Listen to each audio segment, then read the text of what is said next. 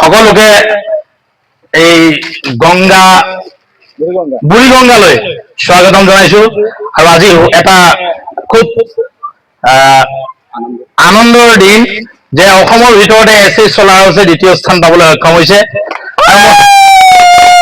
সকলোকে ধন্যবাদ জ্ঞাপন কৰিছো আৰু আমাৰ সকলোৰে প্ৰচেষ্টাত আজি এছএছ চলাৰ হাউচ আগবাঢ়ি গৈছে এছএছ চলাৰ হাউচখন আব্দুল শহীদ নহয় এটা গ্ৰুপ অফ কোম্পানী হয় নে নহয়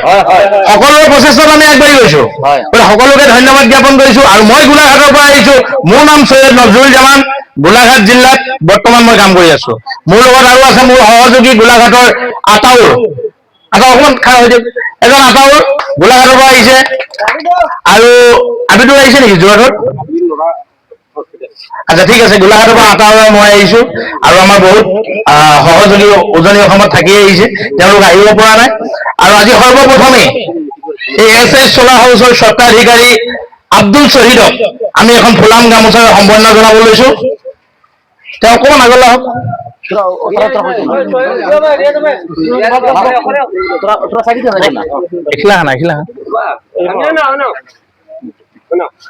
আব্দুল শহীদ তেখেতৰ এখন ফুলাম গামোচাৰে সম্বৰ্ধনা জনাইছে আৰু তেখেতৰ কাৰণে আজি আমি বৰ্তমান অকণমান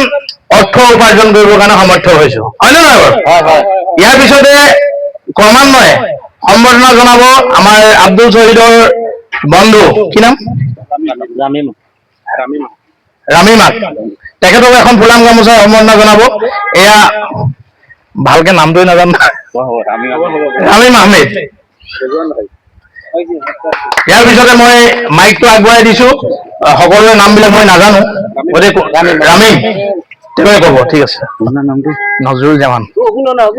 ইয়াৰ পাছতে আমাৰ গোলাঘাটৰ নজৰুল দাক এখন ফুলাম গামোচাৰে আদৰণি জনাব ইমৰান হুছেইন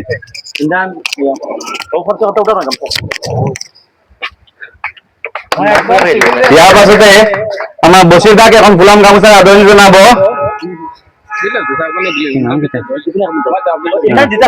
আব্দুল জলিল ডাঙৰীয়া ইয়াৰ পাছতে আমাৰ আতাউল দাক এখন ফুলাম গামোচাৰে আদৰণি জনাব আবিদুৰ ৰহমান ইয়াৰ পাছতে আমাৰ আজহাৰুদ্দিন ডাঙৰীয়াক এখন ফুলাম গামোচাৰে আদৰণি জনাব আব্দুল শুকুৰ নাম কৰি দিয়ক তাৰ পাছতে আপোনাৰ নাম খসৰুল নি সাইদুল ইছলাম ডাঙৰীয়াক এখন ফুলাম গামোচাৰে আদৰণি জনাব মাৰুফ আহমেদ এটা নাম কৰি বুঝছো নি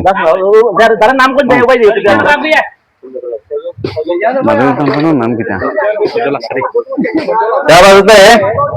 সৰল আতৰি ডাঙৰীয়াক এখন নাম কৰি দিয়ক আমাৰ